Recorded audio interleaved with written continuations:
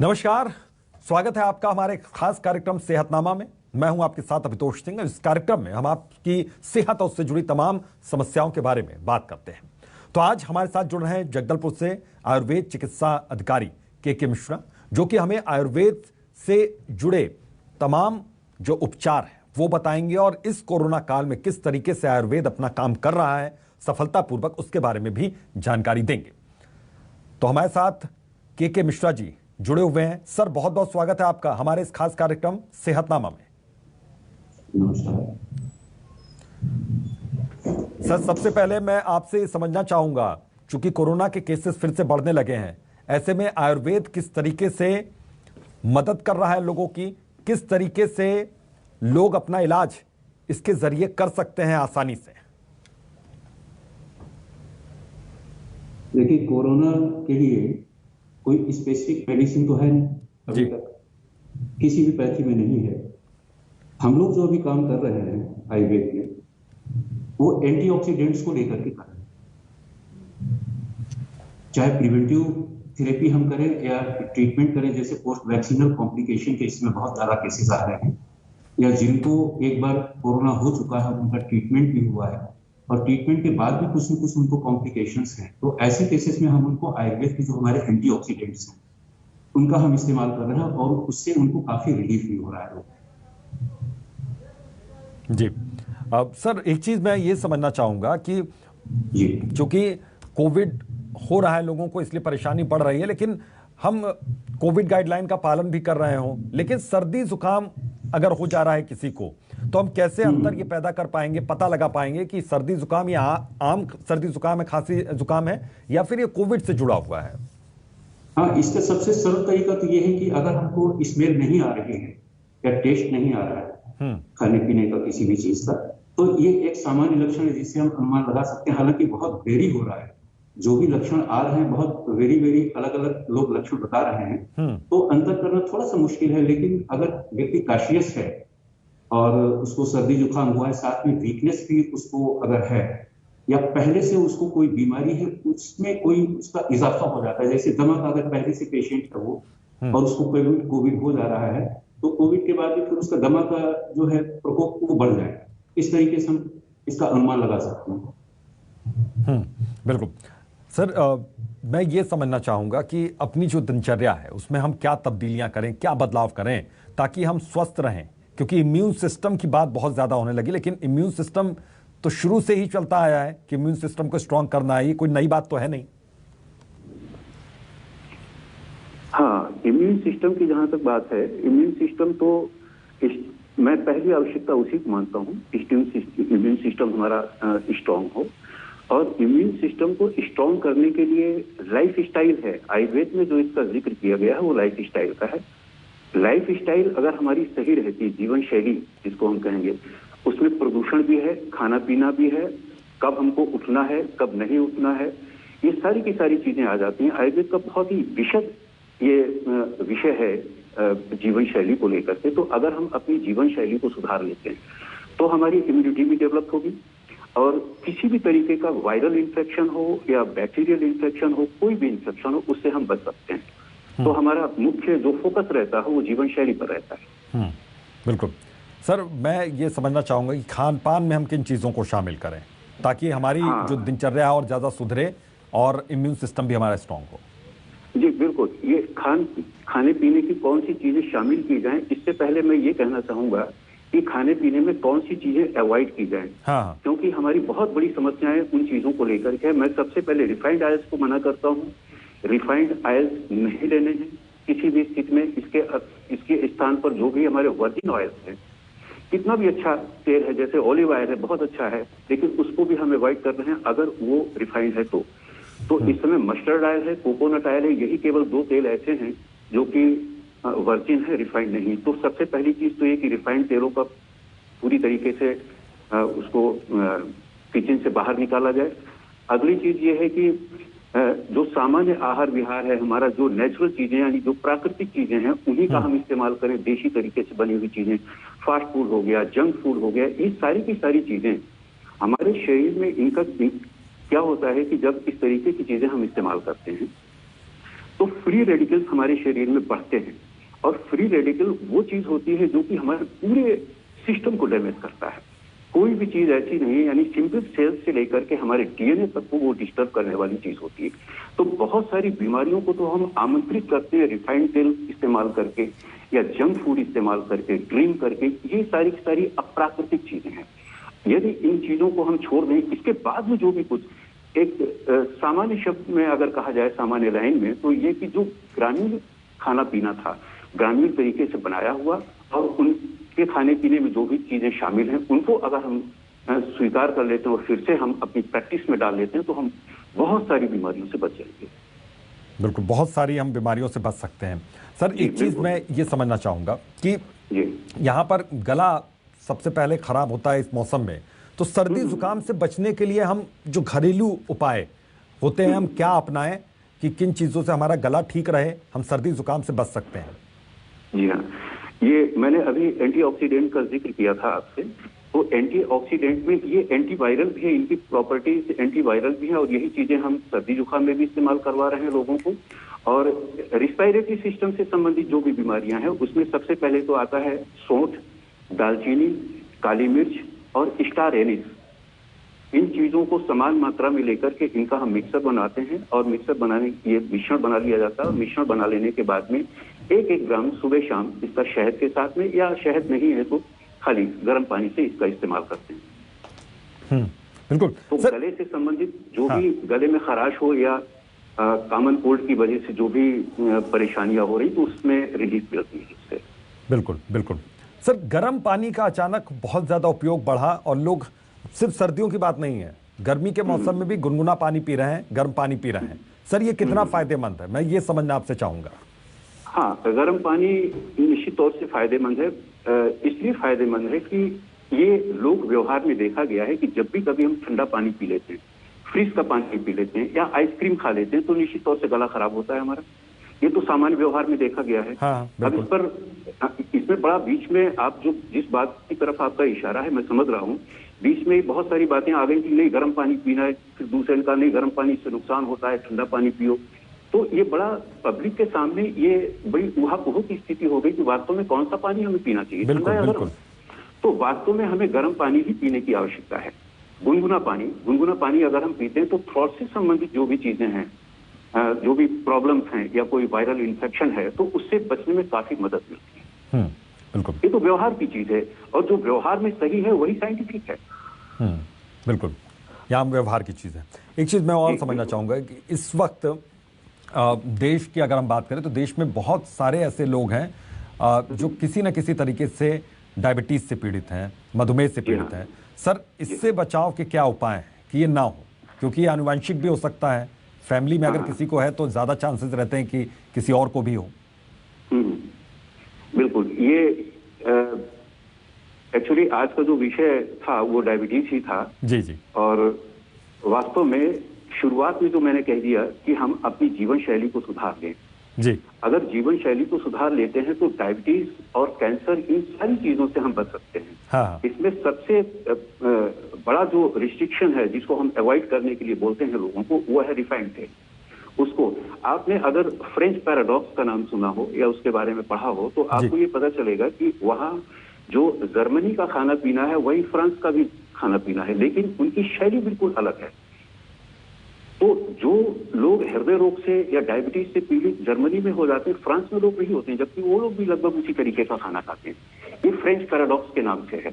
वजह इसकी सिर्फ ये है कि वो लोग कोकोनट ऑयल का ज्यादा इस्तेमाल करते हैं, जो कि वर्जिन ऑयल है, फ्रांस के लोग, और बहुत ज्यादा मात्रा में इस्तेमाल करते हैं। दूसरी चीज, बहुत कम खाना खाते हैं, बिल्कुल आयुर्वेदिक जो शैली है भोजन करने की, उसी शैली में वो लोग खाना खाते हैं। जैसे 1/3 सॉलिड हमको लेना है, अपनी भूख का जितनी हमारी एपिटाइट है, एपिटाइट का 1/3 हमको सॉलिड चीजें लेनी है, 1/3 हमको पानी लेना है, लिक्विड डाइट लेनी है, और 1/3 स्पेस खाली छोड़ देना है। इस चीज को हम लोग फॉलो नहीं करते हैं, लेकिन फ्रांस के लोग इसको फॉलो करते हैं। तो ये जीवन शैली अगर हम अपना लेते हैं तो निश्चित तौर से जो मैंने शुरू में कहा कि फास्ट फूड हुआ, जंक फूड हुआ, इन सारी की सारी चीजों को हम अपनी लाइफ स्टाइल से निकाल दें, अपने भोजन से निकाल दें, और प्राकृतिक जो भी भोजन है उसको अगर हम इस्तेमाल करें तो निश्चित तौर से डायबिटीज से हम बच जाएंगे। बिल्कुल, डायबिटीज से हम बच सकते हैं। तो सर हम एक चीज़ और ये समझना चाहते हैं, दर्शक भी इस बात को समझना चाहते हैं कि हम जैसे लाइफ स्टाइल में बहुत सी तब्दीलियां कर सकते हैं, जैसे डेली एक्सरसाइज है, आप जॉगिंग कर सकते हैं, वॉक कर सकते हैं। तो मैं एक चीज़ ये समझना चाहूँगा कि ये इसके लिए समय कितना ज़्यादा ज़रूरी हो जाता है, कितनी देर की वॉक या कितनी देर की जो जॉगिंग है वो सही मानी जाती है, उसको एक आइडल हम आदर्श के तौर पर देख सकते हैं, या फिर इसके लिए कोई तय समय नहीं है? इसके लिए तय समय नहीं है, लेकिन इसमें कैपेसिटी तय है। आयुर्वेद ये कहता है कि आप कोई भी एक्सरसाइज करें या योगासन करें, कुछ भी करें, अगर आप हांफने लगते हैं, ब्रीथलेसनेस आपको होने लगती है या आपको स्वीटिंग आने लगती, तो आप समझ लीजिए कि आपकी लिमिट समाप्त हो गई। अब आप उसको वहीं रोक दीजिए। इसके बाद भी अगर आप करते हैं तो वो फिर एक्सरसाइज में आ जाता, फिर वो योगासन समाप्त हो जाता, योगासन की लिमिट वहीं पर खत्म हुई। जैसे जॉगिंग भी अगर हम कर रहे हैं तो जॉगिंग उतनी करनी है कि हमें ब्रीथलेसनेस ना हो या स्वीटिंग ना हो, पसीना ना आए। पसीना का आना और सांस लेने में परेशानी का होना, यानी ब्रीथलेसनेस जिसको हम कहते हैं, तो ये दो चीजें लिमिट तय करती हैं, और ये हर व्यक्ति की अलग अलग कैपेसिटी के आधार पर, उसके शरीर के आधार पर होता है। तो इसके लिए कोई समय का मापदंड नहीं, बल्कि अपनी कैपेसिटी के आधार पर ही ये डिसाइड किया जाता है। हर व्यक्ति अपना खुद डिसाइड करेगा। और ये चीज, और एक सवाल और भी है सर कि ये सुबह का वक्त बहुत ज्यादा मुफीद रहता है, क्योंकि सुबह आप एक्सरसाइज कर रहे हैं तो आपको जाहिर है कि बहुत ज्यादा फायदा पहुंचेगा, लेकिन अगर सुबह का समय नहीं मिल पा रहा तो क्या शाम को ठीक रहेगा? शाम का समय ठीक रहेगा, लेकिन सुबह ज्यादा ठीक रहता है, इसलिए क्योंकि उस समय हम एम्प्टी स्टमक रहते हैं, और शाम को एम्प्टी स्टमक नहीं रह पाते हैं क्योंकि दिन भर कुछ ना कुछ तो खाते रहते हैं। तो वो एक आइडियल कंडीशन नहीं है योगासन करने के लिए अथवा एक्सरसाइज करने के लिए। हमारे पेट का खाली होना जरूरी, एम्प्टी स्टमक में अगर किया जाए तो वो ज्यादा बेहतर होगा। बिल्कुल, पेट का खाली रहना जरूरी है। अब एक और चीज कही जाती है कि आप खाली पेट अगर एक सेब हर रोज खा रहे हैं तो आपको डॉक्टर के पास जाने की जरूरत नहीं है। ये सर कितना सही है? ये सिर्फ कहावत है या फिर हकीकत है? कुछ हकीकत है और कुछ कहावत भी है। एक्चुअली इसका मतलब ये हुआ कि केवल एक सेव ही नहीं खाना है, बल्कि जो भी फल हैं मौसम के, यहाँ पर एक चीज का ध्यान ये रखना है कि मौसम के फल ही खाने चाहिए। आजकल क्या है कि हर मौसम में हर तरीके के फल उपलब्ध हो जाते हैं। प्रकृति ने एक मौसम में एक तरीके का फल बनाया हुआ है, हमें उसी का इस्तेमाल करना है। अदरवाइज सारे के सारे फल हर सीजन में उत्पन्न होते हैं। ईश्वर ने ऐसी व्यवस्था क्यों की? प्रकृति ने ऐसी व्यवस्था की है कि जिस सीजन में जो फल है उसी को हम इस्तेमाल करें। आजकल सेव 12 महीने मिलता है, मैं इसका विरोधी हूँ। ऐसा नहीं होना चाहिए। जो सीजन में अगर सेव मिल रहा है तो आप निश्चित तौर से सेव का इस्तेमाल करें। सेव जिस सीजन में नहीं मिला उसमें जो भी सीजन आपको सीजनल फ्रूट्स अवेलेबल हैं उनका आप इस्तेमाल करें। बिल्कुल सर, ये मैं समझना चाहूँगा कि आयुर्वेद के बारे में लोग बहुत जानते हैं, लेकिन आयुर्वेद के पास जाने से पहले लोग एलोपैथी के पास चले जाते हैं। उनको लगता है कि उनको आराम बहुत जल्दी मिल गया है। मैं ये चीज़ समझना चाहूँगा यहाँ पर कि आयुर्वेद से इलाज की पद्धति क्या होती है, और आयुर्वेद में अमूमन कितना वक्त लगता है किसी के ठीक होने में, किसी भी बीमारी से? हाँ, ये आयुर्वेद में यहाँ पर बहुत सारे वेरिएशंस हैं। देखिए क्या होता है कि एक ही बीमारी के लिए ये हर व्यक्ति के मेंटल और फिजिकल कॉन्स्टिट्यूशन पर डिपेंड करता है, जिसको शरीर की प्रकृति और मन की प्रकृति कहते हैं। मेंटल एंड फिजिकल कॉन्स्टिट्यूशन पर ये डिपेंड करता है कि कोई व्यक्ति किसी बीमारी से जो ग्रस्त है उसके प्रति जो भी हम दवाई दे रहे हैं उस पर कितनी जल्दी रिएक्ट कर पा रहा है, उसकी बॉडी कितनी जल्दी रिएक्ट कर पा रही है। अच्छा, दूसरा ये कि आयुर्वेद में देर से फायदा होता है और एलोपैथी में बड़ी जल्दी फायदा हो जाता है। ऐसा सिम्टोमेटिक ट्रीटमेंट की अगर हम बात करें तो सिम्टोमेटिक ट्रीटमेंट में ऐसा जरूर लगता है कि अभी पैरासीटामोल दिया और तुरंत फीवर उतर गया, लेकिन फीवर फिर आएगा। हम इसे बीमारी का खत्म होना नहीं कहते, हम इसको सिम्टम का खत्म होना कहते हैं। सिम्टम में जरूर रिलीफ मिल गया है लेकिन बीमारी अभी तक बनी हुई है। ठीक है, कुछ दवाइयां ऐसी भी हैं आयुर्वेद में जो एलोपैथी से ज्यादा जल्दी काम करती है। जैसे हिक्का है, हिचकी, जो क्रॉनिक हिचकी है, क्रॉनिक हिचकी में मयूर पिच भस्म एक ऐसी औषधि है जिसे आप लीजिए और तुरंत लाभ होगा, एक ही दिन में लाभ होगा। जबकि क्रॉनिक हिचकी में आप एलोपैथी की कितनी भी दवाइयां देते रहें, कई कई महीने पुराने पेशेंट भी आए कि कितने दिन से हिचकी आ रही है, 2 महीने से 3 महीने, और हम केवल एक दिन दवाई देते हैं और मयूर पिच भस्म और तुरंत उसको राहत मिलती है। तो बहुत सारी चीजें ऐसी हैं जो कि आयुर्वेद में भी क्विक इफेक्ट होता है उनका। और फिर जैसा कि मैंने बताया जो क्रॉनिक डिसऑर्डर्स हैं, क्रॉनिक डिसऑर्डर्स में तो फिर लंबा समय तो लगता ही है, एलोपैथी में भी लगता है, आयुर्वेद में भी लगता है। बिल्कुल सर अब एक बार फिर से लौट कर आते हैं डायबिटीज पर, मधुमेह पर, कि डायबिटिक जो लोग हैं उनको किन बातों का ख्याल यहाँ पर रखना जरूरी है। हालांकि अब ये देखा गया है कि किसी परिवार में अगर कोई डायबिटिक है तो लोग, जो आने वाली जनरेशन है, उनको थोड़ा सा डर पहले से बना रहता है कि कहीं मैं भी डायबिटिक ना हो जाऊं, तो वो उससे किस तरीके से बचाव करें, और अगर वो डायबिटिक हो जाते हैं, मधुमेह उन्हें हो जाता है, तो फिर उनको कैसे परहेज करना है? हाँ, ये बचाव की बात वास्तव में बहुत ही महत्वपूर्ण है, खासतौर से उन घरों में जहाँ गेस्टेशनल डायबिटीज की, यानी प्रेगनेंसी के पीरियड में जिन महिलाओं को डायबिटीज हो जाती है वो अपने आप फिर खत्म भी हो जाती है। प्रेगनेंसी खत्म हुई, डिलीवरी हुई, डिलीवरी के बाद अपने आप खत्म हो जाती है। लेकिन ये हिस्ट्री हमें देखनी पड़ती है। जिन परिवारों में गेस्टेशनल डायबिटीज की हिस्ट्री है या ओबेसिटी की हिस्ट्री है, तो वहां पर हमें थोड़ा सा ध्यान रखना पड़ता है, और कॉशियसली डिलीवरी के बाद भी इस तरीके की महिलाओं को देखना पड़ता है कि कहीं दोबारा तो रिपीट नहीं हो गया। अगर दोबारा रिपीट हो रहा है तो तुरंत उसका ट्रीटमेंट करना होगा। और इस तरीके की महिलाएं हमारे पास जो आती हैं हमारे ओपीडी में, उनको हम बराबर ही सजेस्ट करते हैं कि आप खाने पीने का अपना परहेज रखिए। खाने पीने में ऐसी चीजें न हो, खासतौर से फास्ट फूड हो गया, जंक फूड हो गया, या अप्राकृतिक आहार, पिज्जा जैसी चीजें हो गई, वो प्राकृतिक चीज नहीं है। रोटी चावल ये प्राकृतिक चीज है, इनका हम लोग इस्तेमाल करें।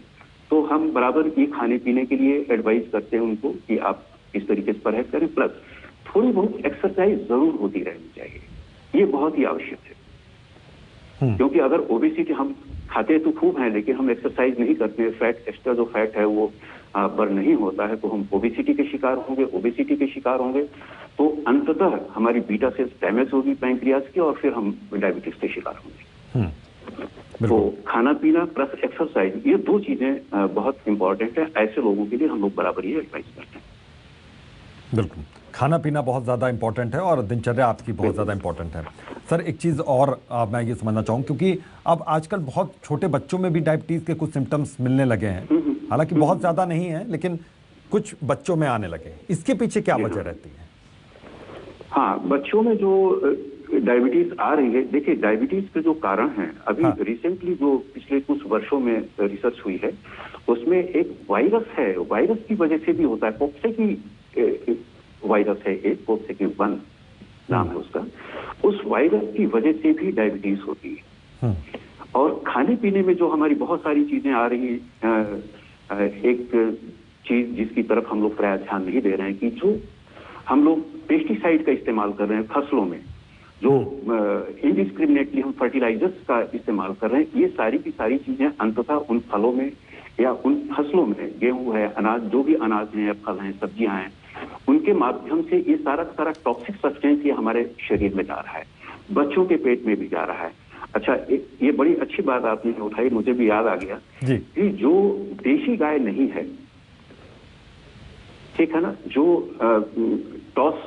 ये बोस टॉरस है, बोस टॉरस जो गाय है, यानी जो विदेशी गाय है, उसका दूध जिन बच्चों को हम पिलाते हैं उन बच्चों में डायबिटीज टाइप 2 होने की संभावना अधिक रहती है। तो सबसे पहले तो हम ये कहते हैं कि छोटे बच्चों को इस तरीके का दूध बिल्कुल नहीं देना है। जो देशी गाय है, यानी बोस इंडियाना जिसका नाम है, बोस इंडियाना का ही दूध देना है, विदेशी गाय का दूध नहीं देना। तो बच्चों में डायबिटीज रोकने के लिए इन 2-3 चीजों का ख्याल रखें हम, कि दूध उनको या तो बकरी का दिया जाए या देसी गाय का दिया जाए, प्राकृतिक चीजें उनको दी जाए। जो बहुत सारे मार्केट में आजकल चीजें आ गई हैं प्रोटीन की, इन सब चीजों को देने की कोई आवश्यकता नहीं। इन चीजों को हम देकर के इन्वाइट करते हैं डायबिटीज को।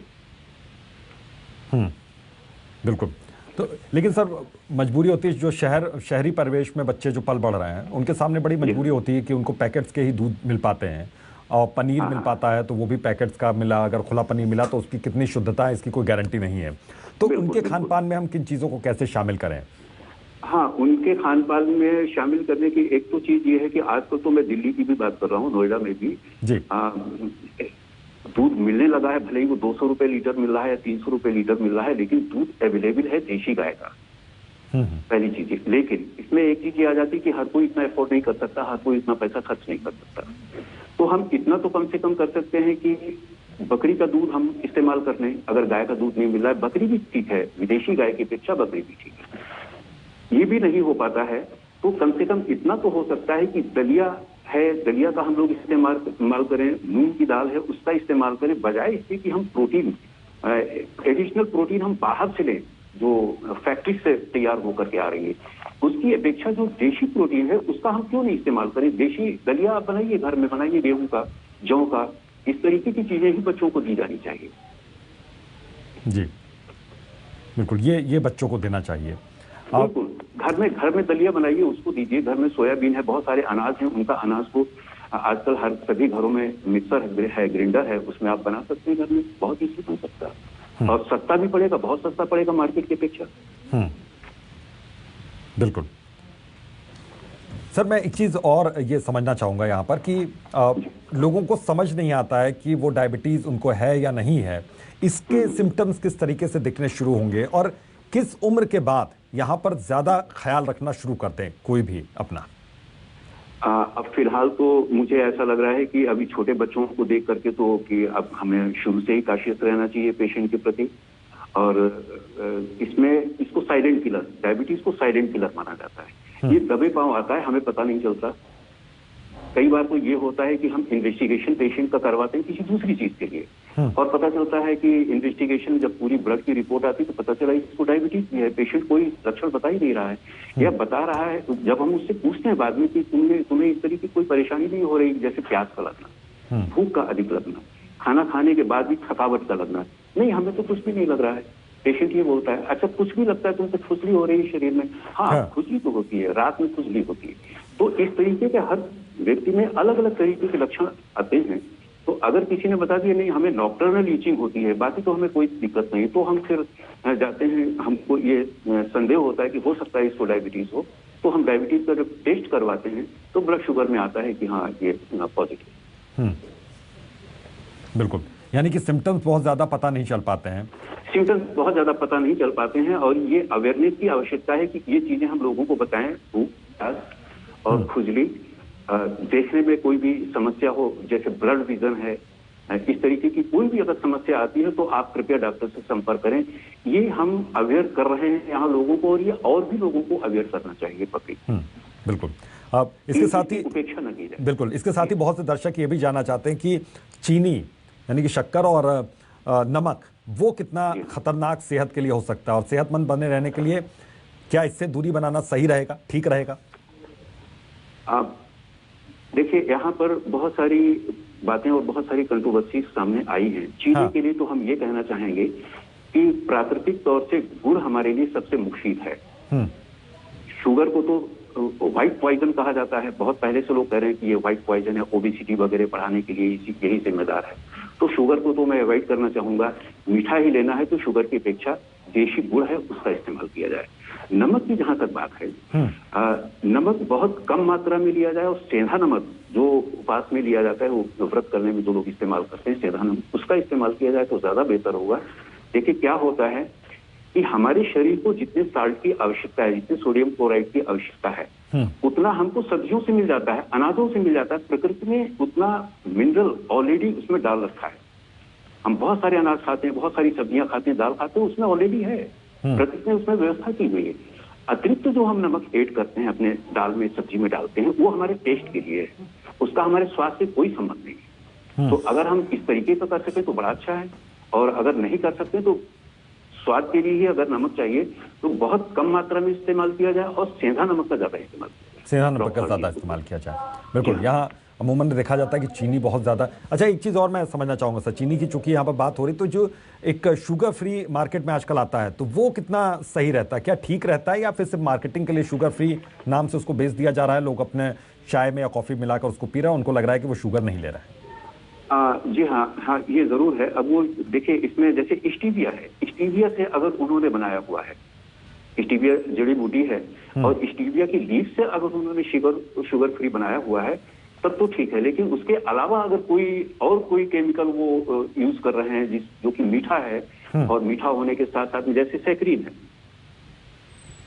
अगर आपको ख्याल हो काफी पहले इस पर प्रतिबंध लगाया गया था, लोग आइसक्रीम में सैक्रीन डाल रहे थे। तो सैक्रीन सरीफी जो चीजें हैं ये निश्चित तौर से हानिकारक है। वो मीठी जरूर है लेकिन वो ठीक नहीं है, सेहत के लिए बहुत ही खराब है। तो स्टीविया फिर भी ठीक है, एक बार स्टीविया से अगर इन्होंने बनाया है शुगर फ्री को। बिल्कुल, अपना ख्याल रखें। बिल्कुल सर, बहुत बहुत शुक्रिया अपना कीमती वक्त देने के लिए। तो आज सेहतनामा में बस इतना ही, लेकिन ख्याल रखिए कि कोविड अभी चल रहा है और न्यूज 24 मध्य प्रदेश छत्तीसगढ़ आपसे अपील कर रहा है कि सावधानी बरतते रहते। तो आज के लिए, अभी के लिए इतना ही। दीजिए इजाजत। नमस्कार।